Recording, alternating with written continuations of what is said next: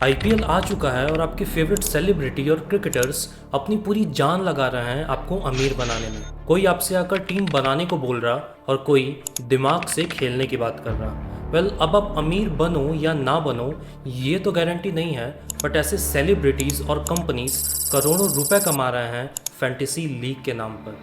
कुछ सालों से इंडिया में जुआ और सट्टा को फैंटेसी लीग के नाम पर प्रमोट किया जा रहा है।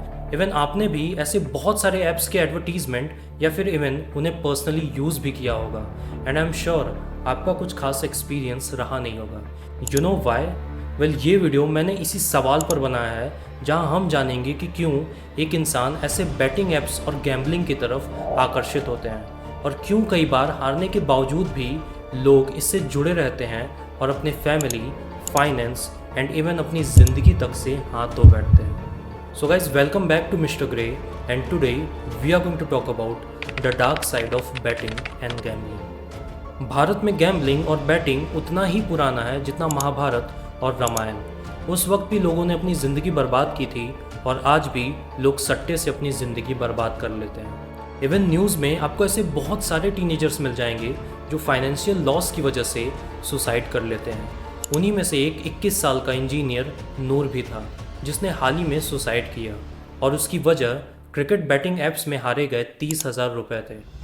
ऐसे ही कई केसेस आपको टीवी और सोशल मीडिया पर देखने को मिल जाता है, बट इन सब के बावजूद भी आपको हर दिन नए नए फैंटेसी लीग पर बने ये सारे ऐप्स देखने को मिल जाते हैं। और हो भी क्यों ना, ये सारा मार्केट $250 बिलियन का है जो हर साल 30% की ग्रोथ से आगे बढ़ रहा है। अब क्योंकि आप इस वीडियो को देख रहे हो तो आई नो आपको इन सारे बैटिंग ऐप्स के बारे में पता होगा, एंड इवन ये भी हो सकता है कि आप इनमें से कुछ ऐप्स में शायद कुछ पैसे भी जीत गए हों। बट द प्रॉब्लम इज़ कि आपको पता भी ना हो और आप इस चीज़ से एडिक्टेड हो चुके हो।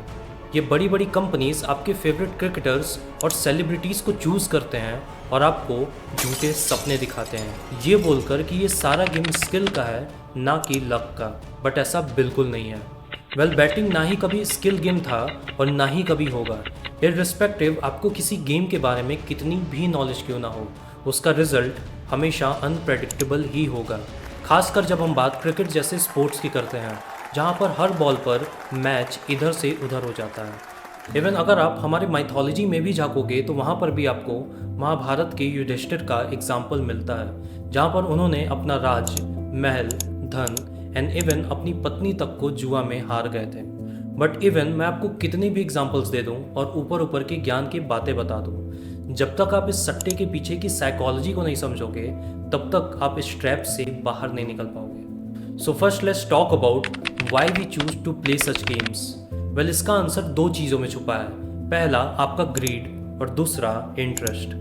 ये बैटिंग ऐप्स आपको पैसों का ग्रिड यानी इजी मनी मेकिंग ऑप्शंस लगता है जिसमें कोई भी इंसान बड़े ही कम अमाउंट से स्टार्ट कर सकता है। और दूसरा पॉइंट इंटरेस्ट। शायद ही आपको इंडिया में कोई ऐसा इंसान मिले जिसका क्रिकेट में इंटरेस्ट ना हो, और यही इंटरेस्ट आपको और करीब ले जाता है कि स्पोर्ट्स से बैटिंग की तरफ। अब जब ग्रीड और इंटरेस्ट के बेस पे आप इस दलदल में आ चुके हो तो कुछ ही टाइम में फियर भी अपना रंग दिखाना शुरू करता है। कैसे, इसे हम आगे समझते हैं।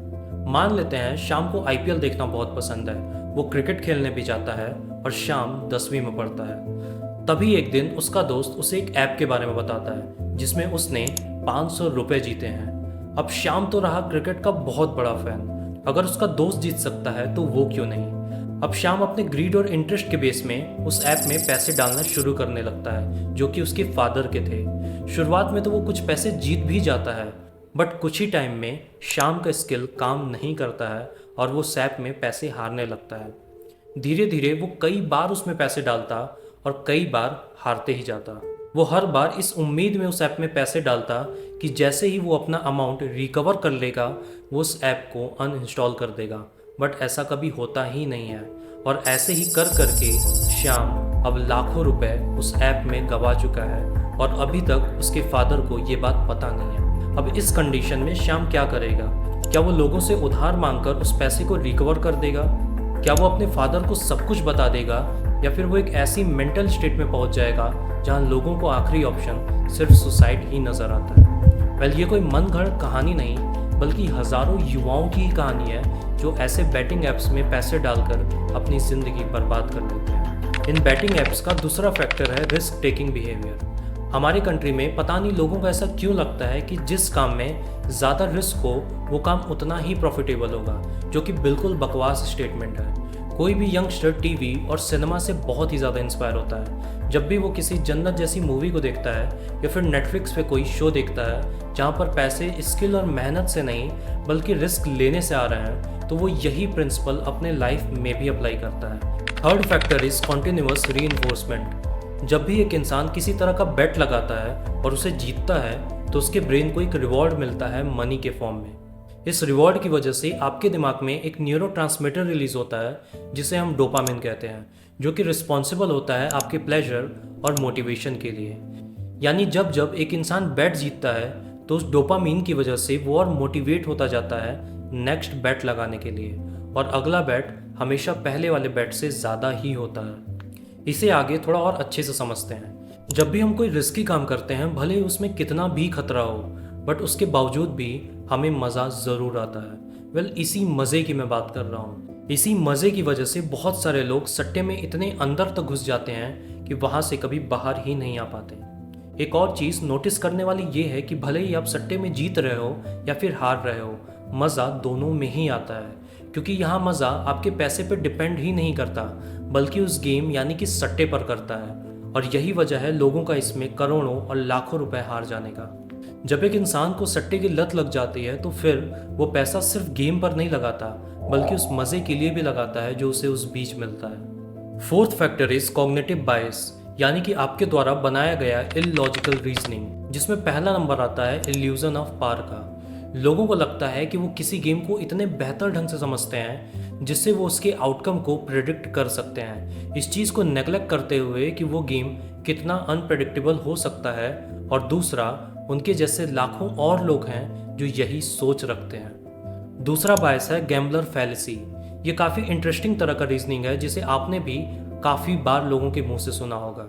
इस रीजनिंग में एक इंसान पास्ट की सिचुएशन को लिंक करते हैं फ्यूचर के आउटकम से जिसका कोई लेना देना नहीं होता। फॉर एग्जाम्पल, शाम 4 बार आरसीबी पर बैट लगाता है इस होप में कि आरसीबी जीतेगी, बट इसके ठीक अपोजिट होता है। सो नेक्स्ट टाइम यानी कि 5वीं बार जब शाम को बैट लगाना होता है तो वो ये रीजनिंग देता है कि आरसीबी ऑलरेडी 4 बार हार चुकी है तो इस बार उसके जीतने का चांस बहुत बढ़ जाता है। साफ साफ शब्दों में, जब आप अपनी इमोशंस को बैक करते हो अपने इलॉजिकल रीजनिंग की वजह से। इसके अलावा जब एक इंसान सट्टे में हार रहा होता है तो बजाय वहाँ से उठने के वो खुद को ये बोलता है कि वो ऑलरेडी बहुत बार हार चुका है, यानी अब शायद उसका गुड लक शुरू हो जाए। ऐसा सिर्फ फिल्मों में ही होता है। सो अगर आप कभी ऐसी सिचुएशन में पड़ गए तो इट्स वे बेटर कि आप वहाँ से उठ के तुरंत ही चले जाओ। 5वां फैक्टर है सोशल नॉर्म्स। जैसा कि आपको मैंने पहले ही बताया कि आप किस तरह के लोगों के साथ रहते हो, क्या देखते हो, किसे अपना आइडल मानते हो, ये सब कुछ आपके लाइफ को इन्फ्लुएंस करता है। अगर आप एक सर्कल में हो जहाँ गैम्बलिंग और बैटिंग बहुत ही आम बात है, then there will be high chance कि आप उन लोगों में से एक बन जाओ। इसके अलावा टीवी, सिनेमा और सोशल मीडिया, ये सभी बैटिंग को एक स्किल की तरह से रिप्रेजेंट करते हैं। कोई इसे दिमाग का खेल बताता है और कोई इसे आपके क्रिकेट के नॉलेज से जोड़ता है, बट ऐसा बिल्कुल नहीं है। वंस फॉर ऑल आपको ये समझना बहुत ज़्यादा ज़रूरी है कि जो काम मेजॉरिटी कर रही है ज़रूरी नहीं कि वो सही ही हो। जो सेलिब्रिटीज़ और क्रिकेटर्स टीवी पर आकर ऐसे एड्स करते हैं, अगर वो आपकी उम्र में टीम बना रहे होते हैं तो कभी भी असली इंडियन टीम्स में हिस्सा नहीं होते। सो ऑनलाइन बैटिंग, गैम्बलिंग ये हमेशा से एक तामसिक जीवन को रिप्रेजेंट करता है। एंड अपार्ट फ्रॉम दैट, मेरी डिक्शनरी में कोई भी काम सही और गलत नहीं है, बट आपका गोल क्या है उस काम को करने में ये ज़्यादा मैटर करता है। अगर आप उस काम को सिर्फ मज़े के लिए कर रहे हो then it's all right, even take me with you. But अगर आप बैटिंग ऐप से पैसे कमाने निकले हो then guys you are in a very wrong direction. I know आप एक यंगस्टर हो और मैं चाहूँगा कि आप इस वक्त को किसी स्किल या फिर किसी हॉबी को डेवलप करने में लगाएं, ना कि कोई टीम बनाने में। बट ये सब कुछ सुनने के बावजूद भी अगर आपको ये लगता है कि आपको टीम बनाना ही है then it's up to your choice. But even after मैं आपसे यही कहूँगा कि be cautious, because betting and gambling is one of the most addictive sport. और हाँ, अगर आपके पास ज़्यादा वक्त है तो आप इस वीडियो को भी देख सकते हो it will help my channel in some way. So until then, take care of yourself. It's Harsh here and you're watching Mr. Gray.